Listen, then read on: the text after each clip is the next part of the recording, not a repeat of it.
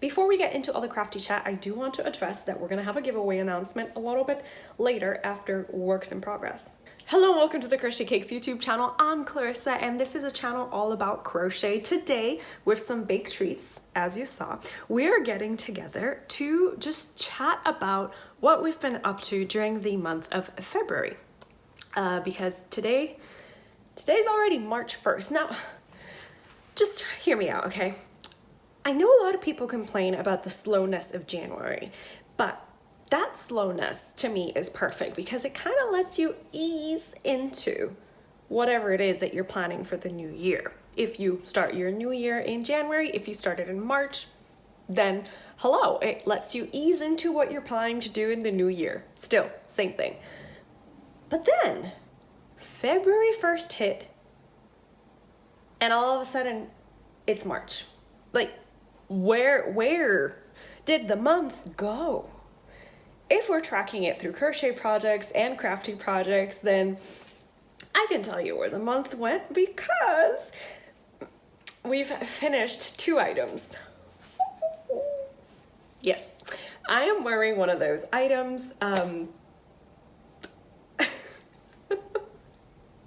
Why did I hesitate? I'm wearing one of those items. This is the Wishful sweater. It's a knit pattern designed by Lily Kate France. Her Instagram handle is Lily Kate Makes, and this is absolutely beautiful. It's absolutely beautiful. I knit it with one of the recommended yarns, which is Drops Air, and I am a convert. I now think that all my garments should be Drops Air. It is light. It is just cozy. It is literally whatever you think of when you're thinking cozy yarn, because this is a blown alpaca fiber yarn.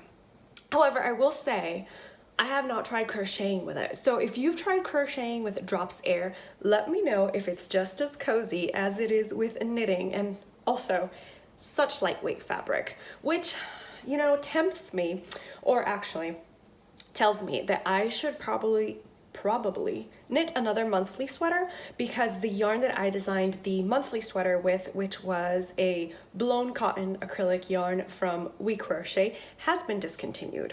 Snuggle Puff has been discontinued as of the last time I checked the website. So it kind of leaves me in a little bit of a bind, because the monthly sweater is such a big garment that it needs a blown yarn to not feel like you're just wearing a weighted blanket, which, you know, if you're going for that feeling because you need to feel comfort every single moment of the day, you're welcome to choose whatever yarn you want for that garment. My suggestion is always blown yarn, because it gives warmth and coziness without literally weighing you down. What else can I tell you about this Wishful sweater? I knit size 2. I typically choose to knit size 2, especially because I find that I can never quite match gauge when I am knitting, especially if it's knitting flat. As you can probably tell from the videos that I'm putting up of the monthly sweater, you can tell which part was knit flat and which part was knit in the round, because my purl gauge is so loose. Anyway, so I chose to knit size 2, but I went down to a 5mm knitting needle. The pattern recommends a 5.5, and then for the sleeves and ribbing I chose to use a 4.5mm knitting needle. And you know, it's fine, it's comfortable, it doesn't feel like super duper close to my body. However, I will say that I wished I had chosen to go down an extra needle size for the top, which is knit flat. And that is because the designer recommends that the part where the sleeve, you pick up to knit the sleeve, this should lie right on your shoulder for a more structured sleeve. But since my gauge is a lot looser at the top, it doesn't quite lie where it's supposed to. Am I gonna rip this back and make it again? No. Absolutely not. I'm gonna wear this.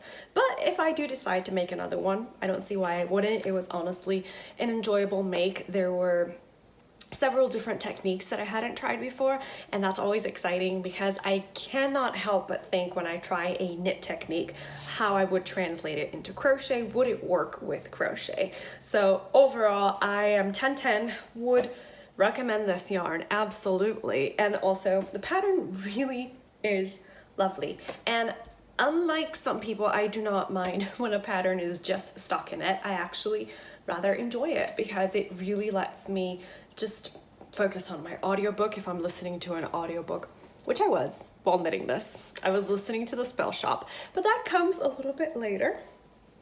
Right, what was I saying? It lets me, if I'm knitting stockinette, it lets me focus on either my audiobook, the music I'm listening to, or maybe the video that I'm watching, but I still get to keep my hands busy so that I can really focus on the task at hand. So this is our first finished item. Actually, now that I say that, I have 2 more finished items. Yeah, I do. Okay, so I'm gonna insert a picture of one of them while I go grab it.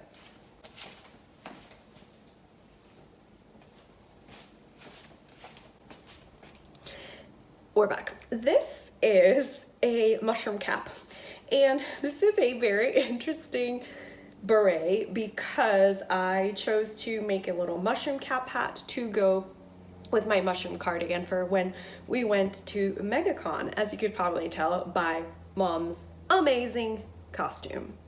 10. Right, so I wanted to add a bit of whimsy to my wardrobe, so I decided to crochet a mushroom inspired beret. Now, what I did was that I actually started with the rib, and then I picked up stitches along one of the edges of the rib and I started increasing. I know, because we're working the beret technically bottom up, you need to increase and then you need to decrease to start forming the plate of the beret. To form the plate of the beret, I loosely followed the pattern from Lulu Loves Crochet. I believe it's called the Evie beret. I'll insert a link to it in the description box below. And I kind of just played around with the placement of the popcorn stitch. And this is what came out. I don't really have a tutorial. I do have some notes that I'll be putting on Ravelry, or maybe on my website. Maybe I'll do a blog post so that way it's welcoming to everybody, people that don't use Ravelry, people that don't want to use Ravelry. You can just head to my website and I'll be putting a blog post. I'll let you know in the community area when I write up the blog post for how I worked up, but it's really not very scientific. I just placed popcorn stitches equidistantly, and then in the next round I put the popcorn stitch between the popcorn stitches, and that's how I kind of traveled up. You can tell that there really wasn't a method in this area, but it doesn't matter because the mushroom that it is based on, these little warts, that's what they're called, the little warts, they sometimes form clusters and sometimes form patterns. So this is very freehand and I'm super happy with how it turned out. I think I look like a cute little mushroom. So that is crochet finished item number 1. Crochet finished item number 2. Well, I'll include pictures and I'll include a little video because it is the model, let's say the model Granny number 5 top. Yes, the top finally has a name and it is Granny number 5 because technically this is the 5th granny stitch pattern I've created. Actually, I also believe it's the 5th, maybe even the 5th granny square pattern I've created. So overall, Granny number 5 made sense. And it also cheekily reminded me of a very well-known perfume. I don't like the way the perfume smells, but I do like its name. So we are going with Granny number 5. What can I tell you about this design? Well, it will be released mid-March. I'm thinking maybe for the spring equinox because this is a very spring-summer garment. It's very lightweight. We use We Crochet has classified it as a sport weight yarn. However, I think based on the yardage that you get and the way the yarn works up, I think salvage yarn is more of a heavy fingering weight, light sport. You do get a lot of yardage. So I was very exaggerated when I bought salvage yarn. I didn't want to run out. So I have quite a few of those balls left over. But that's important for next month, not right now. Right now, what is important is that we keep chatting about Granny number 5. Granny number 5 is a top-down garment. She is worked from the neckline, then we pick up stitches to work up the yoke. We split for the sleeves, so your standard circular yoke construction. The stitch pattern for Granny number 5 is a combination of granny stitch and V-stitch, and I couldn't be happier with how she has worked up. I will say that I have crocheted sample size 2. And as of right now, the pattern hasn't been published. It's still being tested. So I'm kind of tempted to rework size 1 and make sure that there is a little bit of positive ease. I just feel that this pattern works up better with a positive ease. Right now, the size 1 is a 29.75 inch bust, 30 inch bust.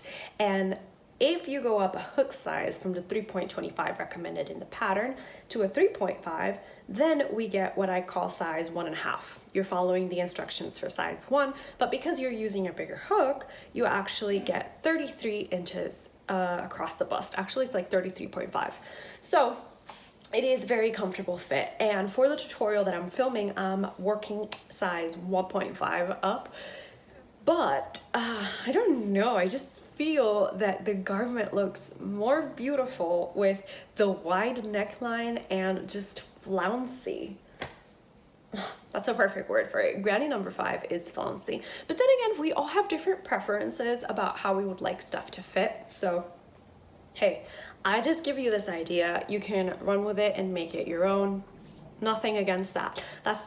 I don't know, I think that's the beauty of patterns. Whenever you design, since we're designing based on a quote-unquote universal, you know, what do you call that?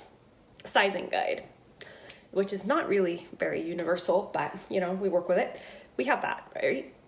So sometimes we're between sizes and we're between body shapes and we know what fits our body best. So that is why I decided to do the Granny number 5 top as a top-down garment with stitch combinations that I know are really popular, because I wanted you to be able to make this garment your own. Okay, so now let me look at my notes, because I kind of got really passionate there and I don't remember what else I was gonna say. So I'm gonna go grab my notebook and grab some water and we'll be back. It's been so long since we last talked that I keep finding things around the house that I'm gonna share with you. So we have another finished item. I know, what is this? It's a beret. And I made this because last year we shared the Flutterby scarf tutorial. It is an ascot type of keyhole scarf where you take one end of the scarf and you insert it into a little keyhole so that the scarf stays around your neck and it's not flopping and flapping all over the place. So I thought that scarf needed a beret or a hat. And just because the Flutterby scarf looks so cute and delicate, I thought we needed a beret more than a beanie. So I've crocheted up a beret and I put a little poll on the community post, community section of my YouTube profile. And you guys voted that you would like a tutorial for her. She's very simple and works up really quickly.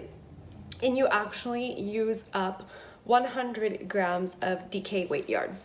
I think a little bit less. I'm gonna have to weigh that beret because that is one note I did not actually write down. So there we have it. 2 hats, 2 garments.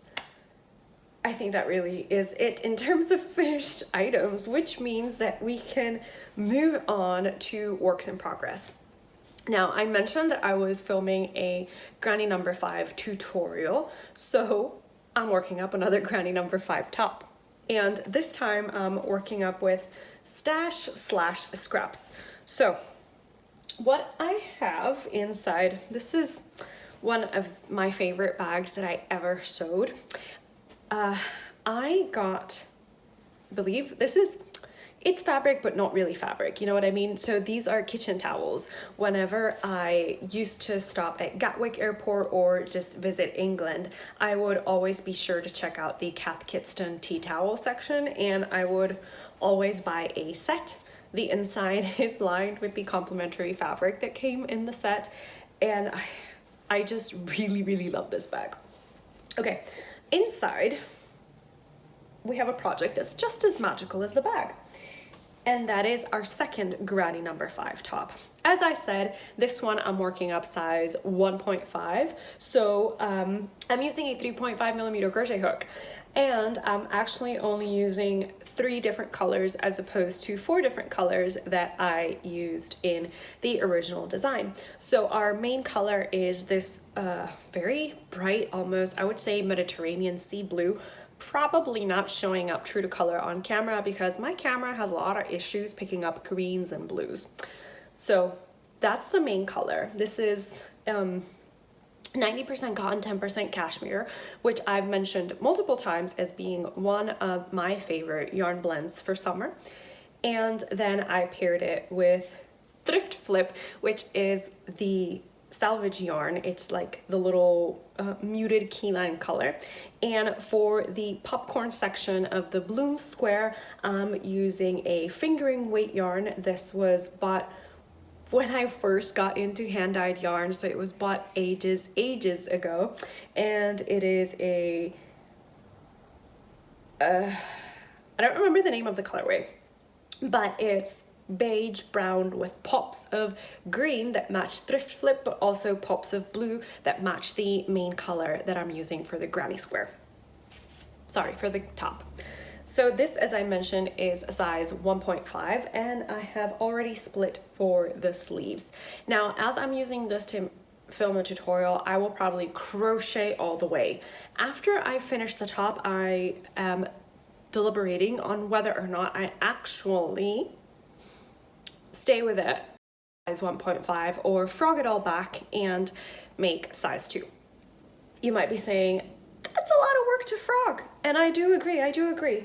But I am of the mind that if I have finished this and I do not actually use it, then what's the point of going through all this work anyway? I really like the colors. I really like the design. I want to use it. However, this is the last bowl. No, it's not. I found one more in my stash.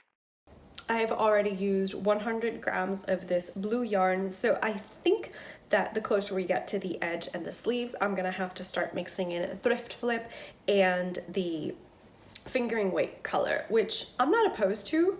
That would actually make me very happy. I would just need to weigh so that I divide the ball into thirds and use a third for the garment and then have some left over for the sleeves. So that is whip number 1. Whip number 2 is something I haven't played with designing in a while, and that is a shawl. I've designed a total of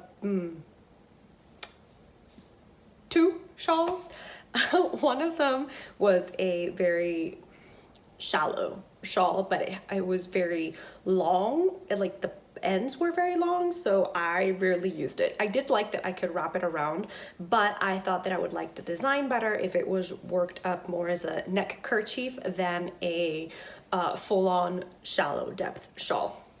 Now, with that in mind, I still wanted to create something that was fun, but also kind of had a few different stitches or techniques that I'd never worked with before. So that brings us to this shawl design, which is living in a Betsy Makes bag. Betsy Makes, she used to have a podcast here on YouTube, and she used to sell hand-dyed yarn as well as beautiful sewn project bags. So I'm very fortunate to have 2 of her bags. This one, I think Mom got this one for me, and it's one of my absolute favorite project bags. Although I did say that about the one that I sewed. So I have a lot of favorite project bags, basically. Anyway, what is inside here, because I kind of matched my project, is the beginnings of a shawl. Originally, I wanted to crochet a reading shawl. So that is a shawl that has a depth of about 40 inches and it's very, very wide. So you can drape the wings of the shawl over your shoulders and be nice and cozy while reading without having to fight extra bulk of a blanket or something like that.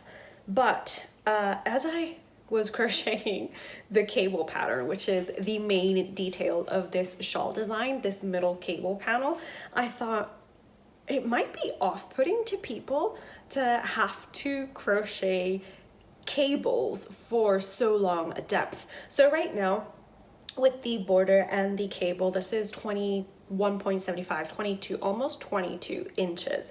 I think the more I steam it, it'll still grow a little bit more, but I'm waiting for the final steam block when I've actually finished at least one wing. Because for this shawl, we work it in 3 different sections, essentially. We have a middle section and then we pick up stitches on either side to work up the wings of the shawl. And so far, I'm really, really liking it. It's worked up in kind of a buttery yellow color from the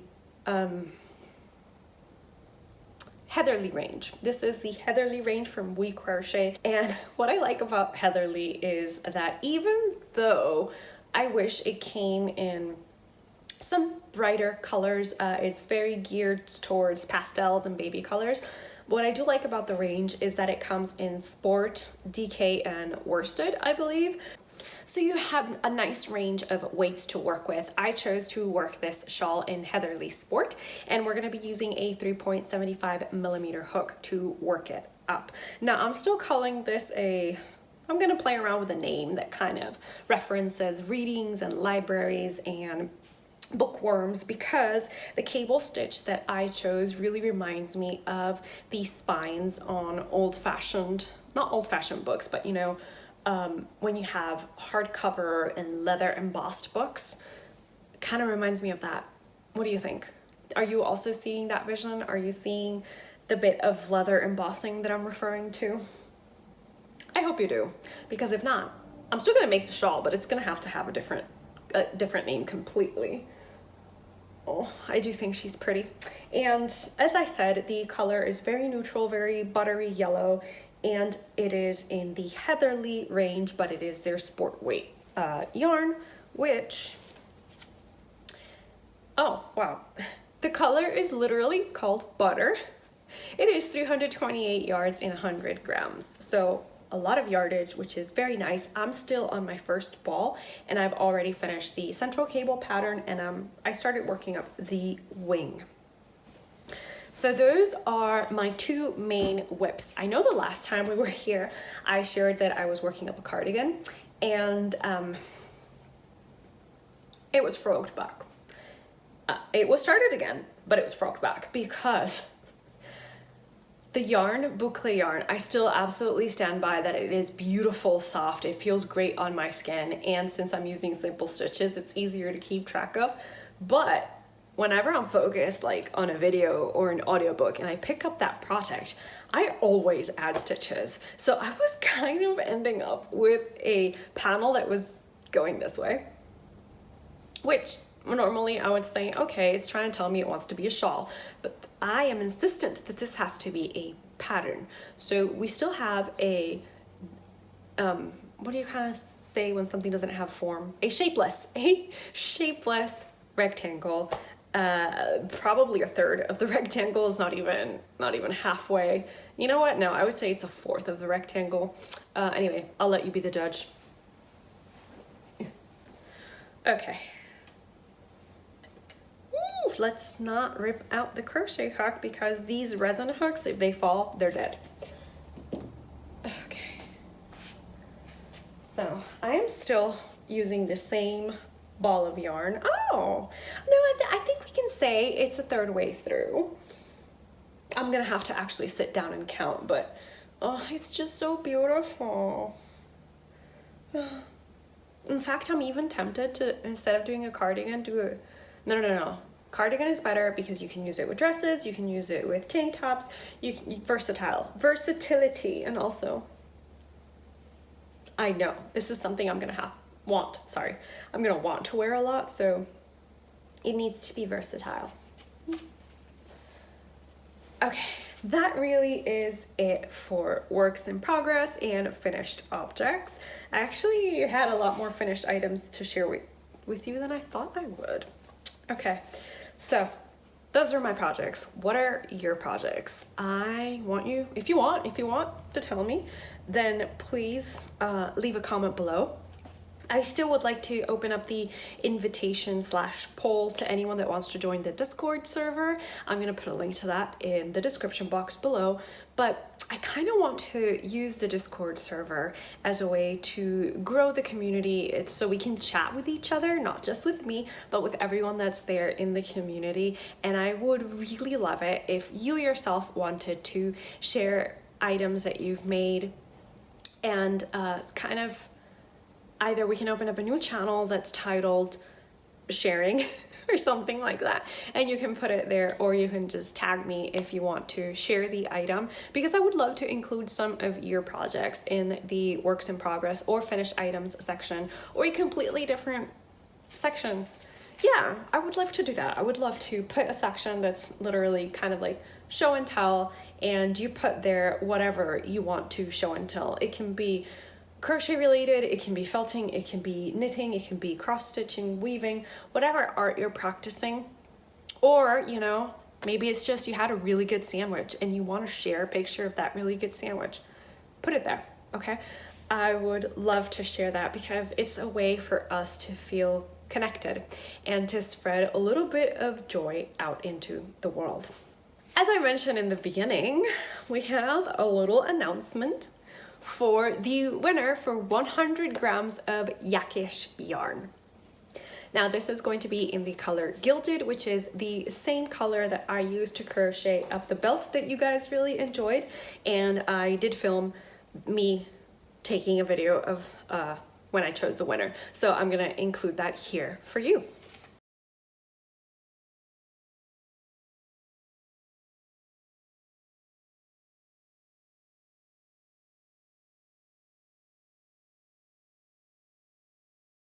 Congratulations, Hannah, no H. I'm so excited to get this to you. So what I will say is that please send me an email at what you're seeing on the screen. That's my email address. Send me an email there with your details so I can ship this out to you as soon as possible. I am so glad to be spreading some of this joy, and thank you to everyone who commented on that video. I know I had said that you needed to comment Yakish to participate, but there were only so many of us that actually commented, so I just decided to put everyone's name into the pool and then make a drawing from there. Okay, so yay! Congratulations, Hannah, no H. I hope you like this yarn. I liked it a lot, and it is very luxurious. It's like a little treat. Kind of makes me feel like I should be in a fancy restaurant drinking some nice bubbles while, I don't know, eating a very decadent dessert. Yes. Oh, and speaking of decadent, if you are subscribed to my newsletter, if you're not, I'll leave a link to that in the description box below as well. But if you are subscribed to my newsletter, you know that I was reading the Spellshop, more like listening to it, because I had rented the audiobook from the library, but I was liking it so much that I kind of wanted to take my time savoring it. So I returned it to the library, got myself a physical copy. Then I realized that I had never actually canceled Audible. So I had 2 credits to use, and I put them to good use. I put them to actually getting the audiobook for the Spellshop, just because I really liked the narration of it. And I also put in a pre-order, because I didn't know you could do that, but if you have Audible credits and you've canceled before your term is over, you still have credits, you can use that to pre-order books that are coming out. So I did. I pre-ordered the next installment in the series of the Spellshop, and God, okay, let's get thoughts together on the Spellshop. Very impromptu book review, because I know that not everybody is interested in reading types of books that I read, which tend to, at the moment, be cozy fantasies, very low stakes, happily ever afters. I mean, I've always read happily ever afters, but I make it a point now that I need spoilers before I start reading a new series so that I am mentally prepared for everything that's going to happen in that series. I know, maybe not a popular opinion, but if you also like a bit of romance, happily ever after, then I would like to encourage you to keep in mind that we will be hosting the Summer Romance Crochet Along again this year. So that is, as the name suggests, a crochet along that Claudia of Crochet Luna and I host in the summer. It usually starts in June, ends in August, and it has a little bit of a theme. This year, the theme is forced proximity. So that is the theme. You can choose whatever play, book, fan fiction, movie, series, anime, manga, graphic novel, comic book, whatever two characters fit the forced proximity theme, you can choose those. And you choose yarn and a project to represent them. And really, it doesn't even have to be yarn anymore. It's more of a make-along, okay? So you choose, maybe you're felting something, maybe, I don't know, whatever you want to do that involves fiber in some way, you do it, okay? You can do a cross stitch. Clarissa, we do not need another crafty rabbit hole. No, ma'am. Nope. Close that thought. Let's get back on track. The spell shop.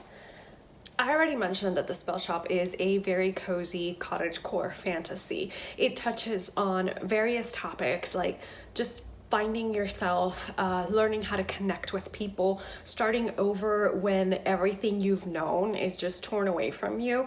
And it also touches a little bit on the identity crisis of who you are outside of what you've invested all your time, energy, and passion into. If you've read cozy fantasies, I've read, I think 3 or 4 at this point, there's some themes that just are overarching, and that's kind of like the theme of a small community that actually helps each other. I think that's what cozy fantasy can boil down to. It's finding your people, finding a community that doesn't expect you to be anything other than who you are, and just getting to find joy in that, really, and connecting with people, but also knowing that you all have each other's backs and that there won't be a moment where you'll feel betrayed or you also find that in the spell shop is what I'm trying to say. You know, people have each other's backs. And if you're looking for a little escapist book, then I really recommend the spell shop. It really all wraps up in one book. And I don't know, it's just overall very, very enjoyable. Anyway, if the spell shop sounds like a book that you're interested in reading, I'll leave that link for you in the description box below as well. And it's one of the books that I devoured, but also took my time devouring. You know, I didn't like rush to the end. And it's the first book that I finished in February. The second one, I actually devoured it just this past weekend. And I'm going to be sharing more about that in this week's newsletter as well. It's Half a Soul. I don't remember the author, but that is the title. And I think Half a Soul might be a YA. I'm unsure. I'll have to double check. One final thought on books and audiobooks. After having listened to the Spell Shop, I have realized that when I am listening to an audiobook, I need a mindless project, and that is maybe a yoke sweater that I'm way past the increases and all I need to do is work in the round with a stitch that I've already memorized, or you know, something if I'm knitting something like stockinette, because I really want to enjoy the feel of the yarn running through my fingers, so it has to be a soft yarn. But I also just want to get lost in the story, and if I have to constantly be pausing the story to count stitches or something, it's not enjoyable. No, it really isn't. Excuse me, I had to sneeze because I've still got some of the sniffles left over from when I was sick. Now, the other thing I wanted to make a note of is that for the past 2 years, whenever my birthday month approaches, I always release a vlog of an item that I've crocheted that I'm gonna be wearing for my birthday. That's not gonna be happening this year.